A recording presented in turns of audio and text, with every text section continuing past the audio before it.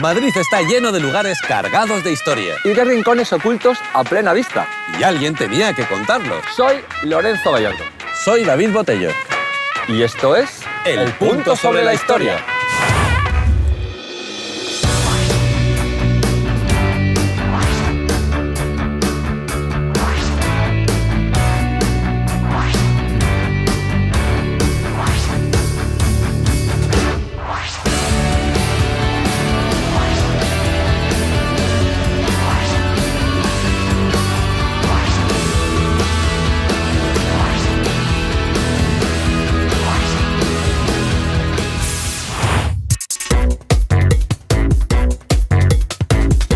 Hoy vamos a pedalear por la Almudena, el cementerio más grande de Madrid y uno de los más grandes de Europa. Este pedazo de pórtico de entrada es obra de Fernando Arbós, un arquitecto del que somos muy fans. A la entrada, Jesús nos da la bienvenida y a la salida nos despide un arcángel San Miguel con una balanza. Con la balanza pesa las almas y decide quién va para arriba y quién va para abajo. Nosotros vamos para adentro. ¡Empezamos!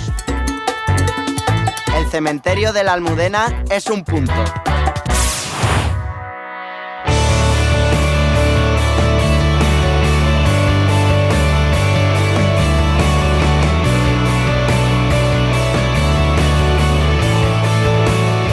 A este señor que tiene una trompeta sobre las rodillas le llaman Fausto. Cuenta la leyenda que antes tenía la trompeta en posición de toque. Si pasabas por aquí y escuchabas la trompeta de Fausto, te quedabas totalmente muerto matado. Lagarto, lagarto. Para conseguir que dejara de tocar la trompeta, pues directamente se la quitaron de la boca. Dicen que ya solo la tocará una vez más. ¡El día del apocalipsis!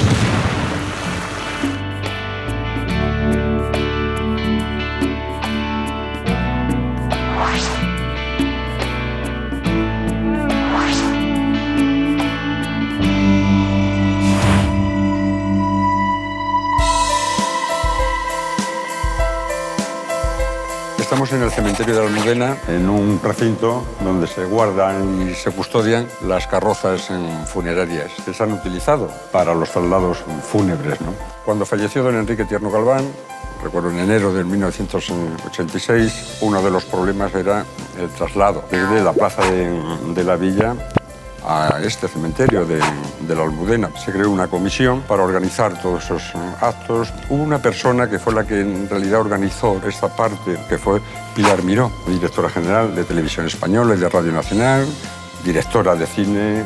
Y claro, una de las cuestiones fue lo de la carroza. En principio se pensó en esta, pero luego se desestimó. Y recuerda, al final se trajo una carroza de Barcelona tirada por caballos y fue la que se utilizó porque esta corría el riesgo, por los años que tiene de antigüedad y por el tipo de trayecto, con la lentitud que habría que hacerlo, de que tuviera algún problema mecánico, ¿no? Hay que tener en cuenta que a la despedida de Tierno Galván acudieron cerca de 1 millón de personas.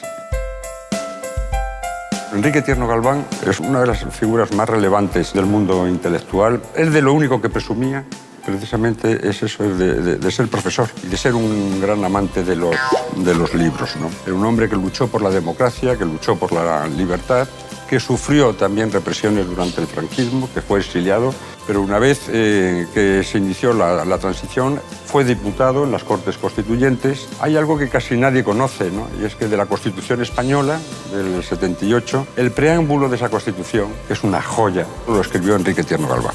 Fue alcalde de Madrid, yo creo que ha sido la persona más querida y más admirada. Y ese cariño, ese recuerdo a Tierno Galván lo sigo apreciando todavía por las calles y las plazas de nuestra ciudad, en el recuerdo que dejó no solamente como político, sino como intelectual en el corazón de los madrileños.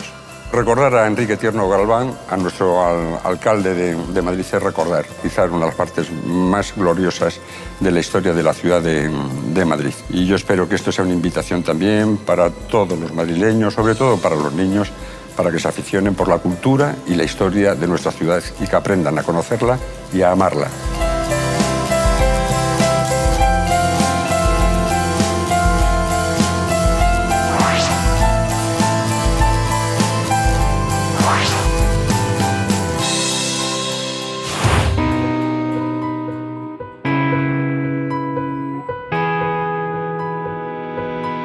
este panteón tan subterráneo, tan descuidado y tan compuerta es el de la familia de Isaac Peral, inventor del submarino. El cuerpo de Isaac ya no está aquí, se lo llevaron a Cartagena, su ciudad natal. Peral era marino de guerra, hijo y nieto de marinos. Desde que ingresó en la Armada a los 14 añitos, se convirtió en uno de sus mejores cerebritos. La Marina Española era un puñado de cáscaras de nuez con motor de cafetera. Estaba todo tan malamente que un buen día a Isaac Peral se le encendió la bombilla.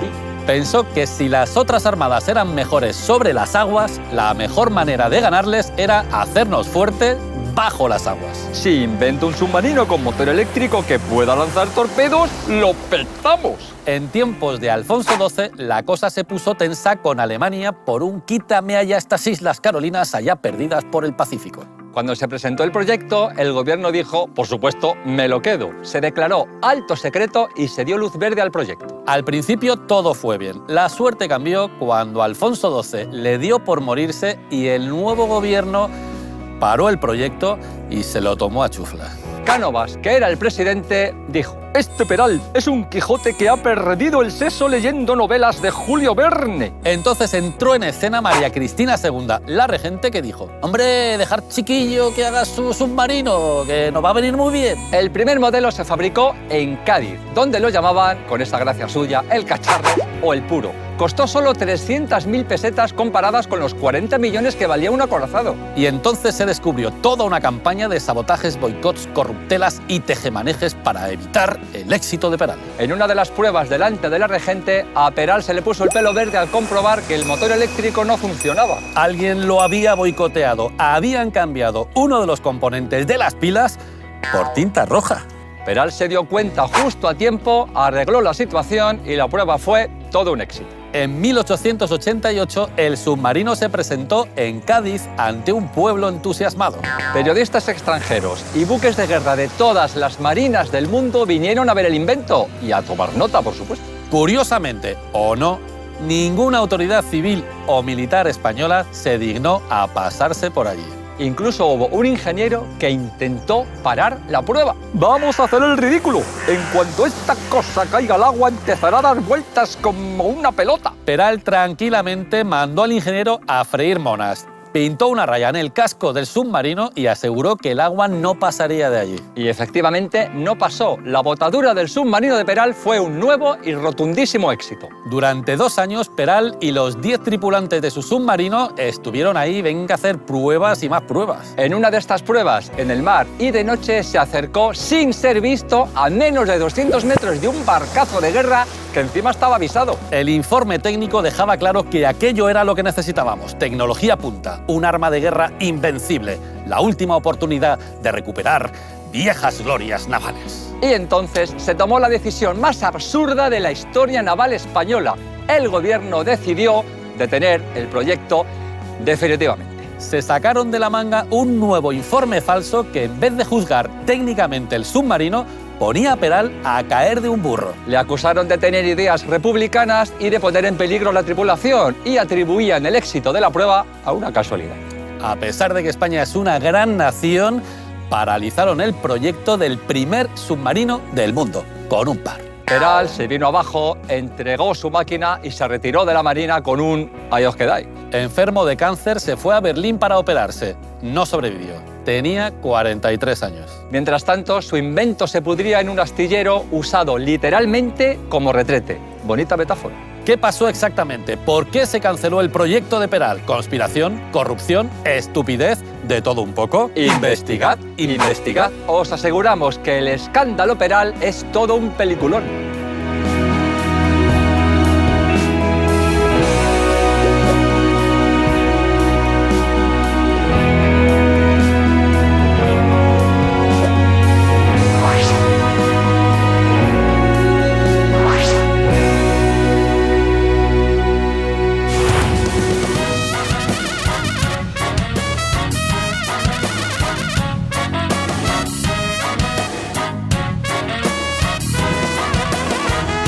Esta sepultura tan severa, tan austera y tan a ver si alguien se acuerda es el mausoleo a los héroes de Cuba y Filipinas. Aquí se encuentran enterrados los héroes de Cuba, como Joaquín Vara del Rey o Eloy Gonzalo, el héroe de Cascorro. Y también están enterrados Enrique de las Morenas o Saturnino Martín Cerezo, los últimos de Filipinas. En tiempos de María Cristina II, los cubanos y los filipinos se sublevaron y el gobierno español trató de sofocar la revuelta como pudo. Cuando pensábamos que todo estaba bajo control, va el acorazado Maine y se hundió en La Habana. Con esta excusa, el gobierno americano declaró la guerra a España y se aliaron con los rebeldes cubanos y filipinos para quedarse con las islas.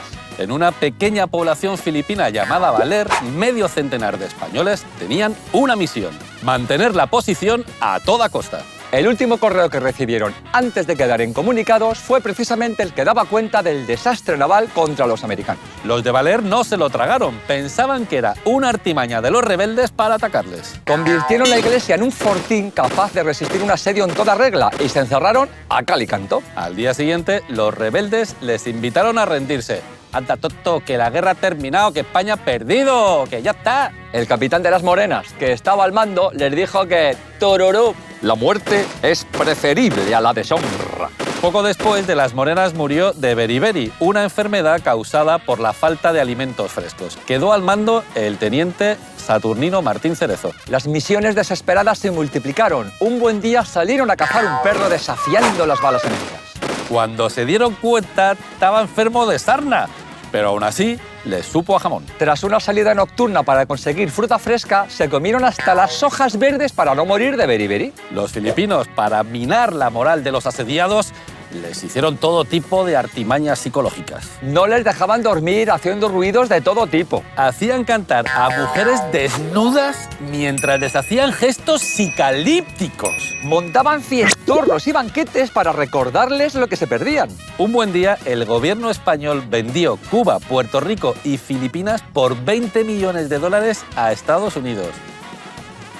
Los filipinos tenían ahora un nuevo problema, la ocupación norteamericana, y por si fuera poco, los españoles seguían sin rendirse. Durante la Navidad, la campaña psicológica se puso chunga chunga. Para contraatacar, Martín Cerezo decidió montar un guateque con las pocas provisiones que les quedaban. El gobierno español envió, por fin, a un alto mando con un montón de ejemplares del Imparcial para convencer a Martín Cerezo de que la guerra había terminado. Ni por esas, los defensores RQR seguían convencidos de que todo era una burda maniobra de los filipinos para engañarles. La situación era tirando a bastante crítica. Las municiones se agotaban, las provisiones escaseaban, pero los enfermos aumentaban. En esos momentos de angustia, Martín Cerezo encontró una noticia que no podía ser un invento. La guerra había terminado, habíamos perdido, ya no pintábamos nada en Filipinas. Y por fin nos rendimos. Los españoles habían resistido casi un año, 337 días, que se dice pronto. Los 33 supervivientes fueron recibidos como héroes. En la audiencia que les concedió María Cristina, Martín Cerezo dijo: «Mi reina, solo hemos cumplido con nuestro deber». ¡Ay, Martín! Si todos hubieran cumplido con su deber. Azorín, en el prólogo a las memorias de Martín Cerezo, escribió: ¿qué nación en Europa puede mostrar tal ejemplo de heroísmo? Para responder a Azorín, hemos hecho este particular homenaje a los últimos de Filipinas. El punto sobre la historia.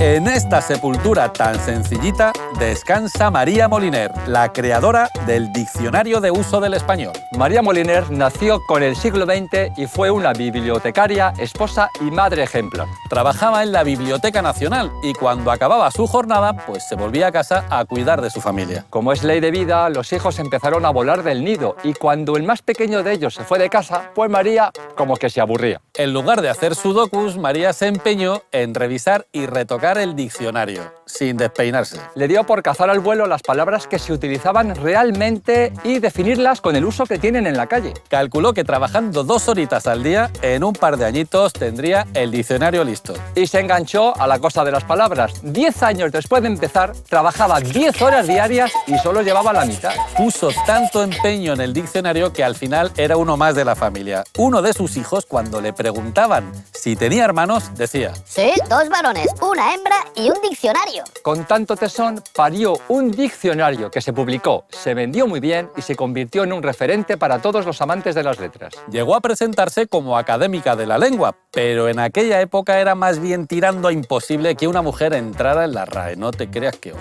A ella no le importó demasiado, de hecho le daba pánico tener que enfrentarse al discurso de presentación. ¿Qué podría decir yo? ¿Que en mi vida no he hecho más que coser calcetines? Gabriel García Márquez era muy fan.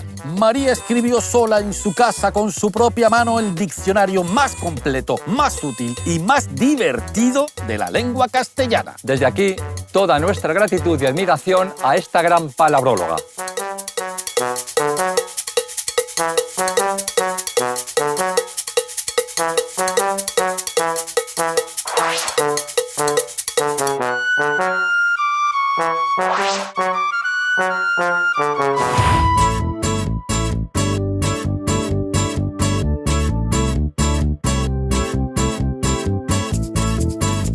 Que les vamos a contar la historia de esta mujer torero, de Juanita Cruz, madrileña, con sus amigas, ya toreaba desde chiquitilla, de salón, y se lo pasaba genial, con lo cual ya empezó en el mundo del toro. El año 32 empieza ya a torear en León, a matar becerros de una forma muy familiar. Pero en aquella época hay que recordar que estaba prohibido a las mujeres torear. Al año siguiente, en el 33, ya torea con un chavalito que estaba empezando, Manuel Rodríguez, Manolete. De tal manera que ella empezó ya a torear poquito a poco, pero los gobernadores civiles tenían orden de prohibir. Y ella tenía siempre 2 argumentos.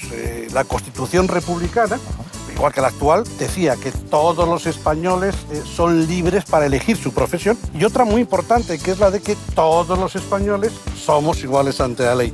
Bueno, ya en el año 34 empieza a adquirir fama como señorita torero, que es como se le llamaba entonces. Qué bonito. Y llega a actuar hasta en 53 tardes. Por tanto, empieza ya a ser una torero reconocida. Y ya el 2 de abril del 36 es cuando por fin hace por primera vez el paseillo en la primera plaza del mundo, en la Plaza de las Ventas.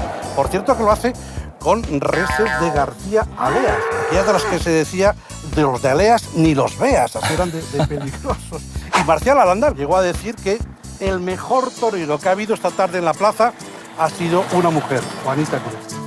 Llega la guerra civil, empieza a disminuirse el número de festejos, entre otros motivos porque empieza a no haber toros, y es que ambos bandos empiezan a tirar de los toros de lidia para poder comer.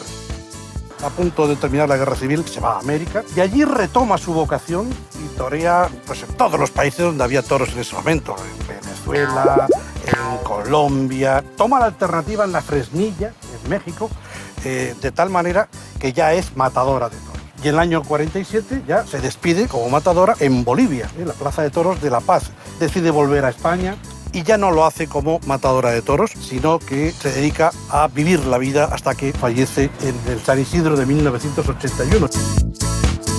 Se producen 2 circunstancias muy curiosas. Fallece a las 5 de la tarde, hora lorquiana por excelencia. Y taurina. 5 en punto de la tarde, a las 5 en punto, y lo hace en pleno San Isidro, en una fecha en la que también está muy vinculada, obviamente, al mundo de los toros. Para que veamos también el grado de personaje que era ella, que nos fijemos en el epitafio que viene de esta tumba: a pesar del daño que me hicieron en mi patria los responsables de la mediocridad del toreo en los años 40 y 50, brindo por España.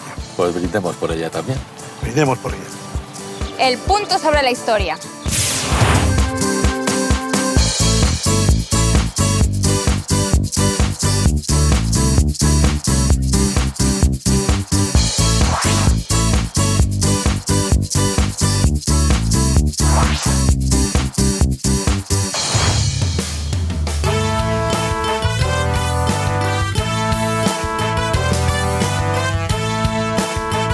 Este señor tan engalanado, tan bien plantado y tan alejop es José María González Jr., director del Circo Mundial. Junior había mamado el circo desde pequeñito. Con tan solo 2 años ya pisaba la pista de la carpa. Era un domador prodigioso. Dicen que daba gusto ver la elegancia con la que manejaba a sus animales. Su espectáculo Así bailan los caballos en el circo consiguió el Premio Nacional de Circo y la medalla de plata a las Bellas Artes. Por desgracia, un accidente de tráfico le dejó totalmente muerto matado y acabó con su carrera en el circo y con todo lo demás. Sea este nuestro pequeño y sentido homenaje al mundo del circo.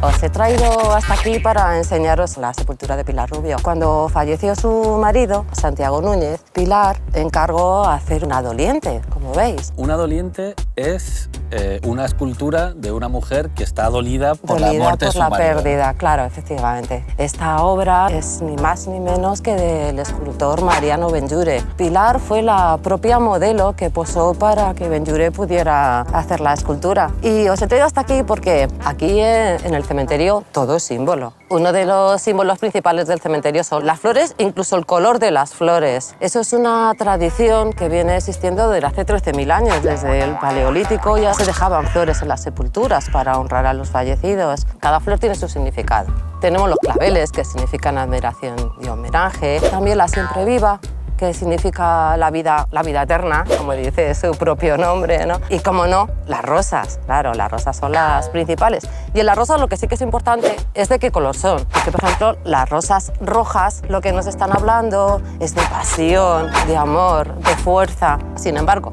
una rosa blanca pues es más de amistad, pureza. Otro simbolismo de los cementerios son los propios árboles. Entre ellos el más conocido son los cipreses. El ciprés es el que más mima a los cementerios, porque sus raíces, como crecen verticalmente hacia abajo, hacia la tierra, pues al no abrirse pues no perjudican las lápidas. Hay muchos más árboles dentro del cementerio. Están las acacias, por ejemplo, es un símbolo para los masones. Está el olivo como símbolo de paz. Otro que tiene mucho simbolismo es el roble por la fortaleza. Por eso en muchas sepulturas de los militares veréis que hay robles a los lados. Hay mucho simbolismo también de fauna en el cementerio, ¿no? El principal, los búhos, representando esa tristeza. También tenemos, por ejemplo, las serpientes que se muerden la cola, que simbolizan el principio y el final. Tenemos las mariposas, que para los cristianos representa el proceso de la vida. Dentro de los cementerios todo es símbolo, como pueden ser los relojes de arena, que simbolizan el paso del tiempo, las velas, que es como la vida que se extingue en esa vela. Nosotros, la Asociación Cementerios, lo que siempre decimos es que vengan a visitarlo. Pueden descubrir todo lo que es el simbolismo. Si leen las lápidas, le van a hablar de la historia de España y del morador de esa sepultura.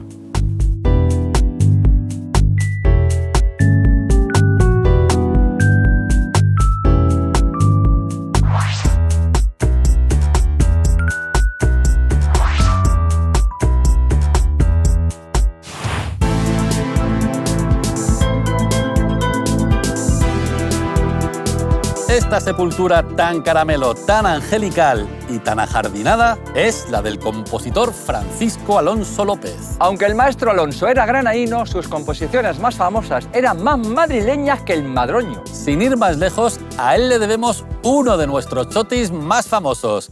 Peche, pom, pom, es el chulo que castiga. Celia Gámez fue la primera mujer que allá por la Segunda República se vistió de chulapo para cantar este chotis. La canción se hizo tan famosa que desde entonces la prenda que llevaba se llama peche. Unos años después, con las autoridades tijereteras a pleno rendimiento, se censuró una estrofa que decía: anda y que te ondulen con la permanent, y pa' suavizarte que te den col creme, se lo puedes pedir ¡A Victoria Kent! Victoria Kent fue toda una pionera del feminismo, abanderada de los derechos de la mujer y republicana hasta la corcusilla. Para evitar cualquier alusión a la Kent, la censura, siempre tan fina, decidió que el cold creme se lo iba a pedir a un pollito bien. ¿Un pollito bien? ¿En serio, tronco? ¿Esto se lo decís en la cara a Victoria Kent o merienda y arrebaña el plato? Los cementerios son un punto.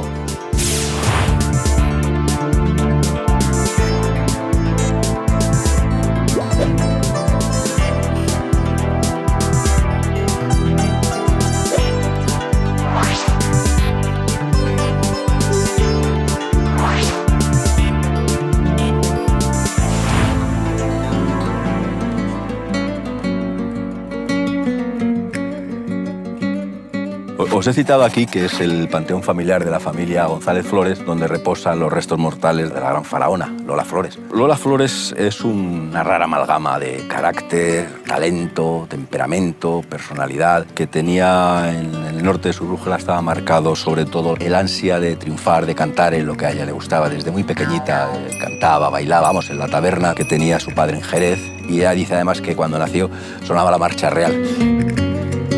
El primer gran éxito, digamos, local de la jovencita Lola Flores, que entonces se anunciaba como Imperio de Jerez, fue en el Teatro Villamarta de su ciudad natal, de Jerez, y cantó un par de canciones y al parecer gustaron mucho. Y animó a la familia a intentar que la niña triunfara en la capital, en Madrid. Pues allí se trasladó toda la familia vendiendo lo poco que tenían para venir aquí a Madrid. El padre pues trabajó en un bar, mientras la niña pues estudiaba, pues parece ser con el maestro Quiroga. Y luego emprendió una gira amplia por los cafés del norte de España, los cafés cantantes que se llamaban.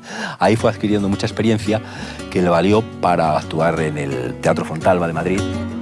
Cantó una canción que se convertiría en su santo de seña, el Lerele. La fama creciente de esta joven artista pues fue el motivo que le llevó a formar pareja con Manolo Caracol, financiada por la generosidad de un anticuario conocido en Madrid, y ese señor pagó por acostarse con ella. Como ella contó en sus memorias, que es una cosa, ella vivía momentos de gran necesidad familiar, y ese fue el señor que financió su unión con Manolo Caracol. Él, que era un hombre casado, con familia, y ella, que era una jovencita muy sensual, pues formaban una pareja artística que para las convenciones de la época pues saltaban chispas, y tuvieron muchísimo éxito. Tanto, que llegó un momento a finales de los años 40 que ella dio el gran salto artístico que ya la convirtió en una figura internacional. El gran productor del cine español de la época, Cesario González, don Necesario, que decían en el cine español, la contrató por 6 millones de pesetas de entonces, que era un contrato pues para hacer las Américas. Fue en México donde tuvo un triunfo y de donde le vino también el apelativo de la faraona. Fue una película que hizo, se hizo una figura internacional, tanto que la prestigiosa revista Time norteamericana reproducía en unas declaraciones nada menos que de Winston Churchill, en la que decía que era la artista más grande que había visto nunca. A partir de ahí pues vino popularidad, más popularidad, amantes, la boda, los hijos y bueno, y el resto de la historia que conocen todos ustedes. Y esta es una de las tumbas más visitadas del madrileño cementerio de la Almudena, y eso da idea un poco de cómo todavía permanece su recuerdo vivo en sus admiradores, los que vieron sus películas, sus programas y escucharon sus discos.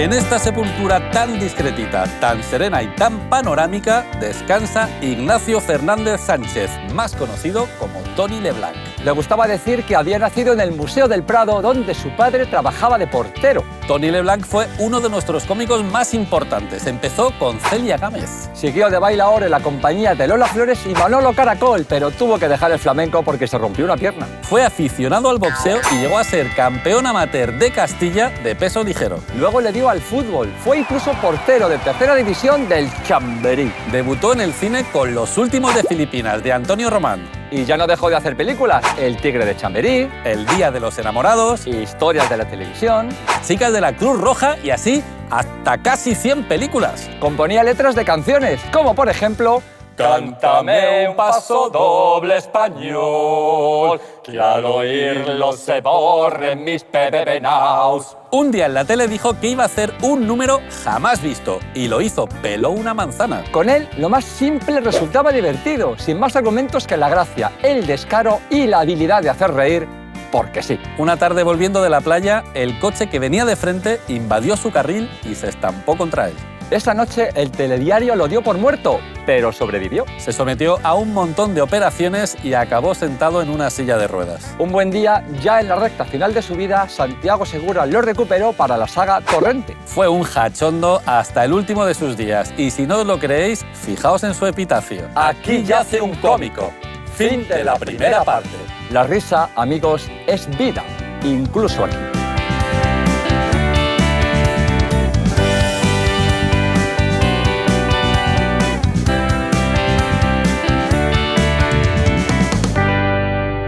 Y esto no da para más. Chotos pocos, muchas risas y el punto sobre la historia. Un saludo al equipo del Punto sobre la Historia desde Budapest. Desde Granada. Un abrazo muy fuerte para el equipo del Punto sobre la Historia.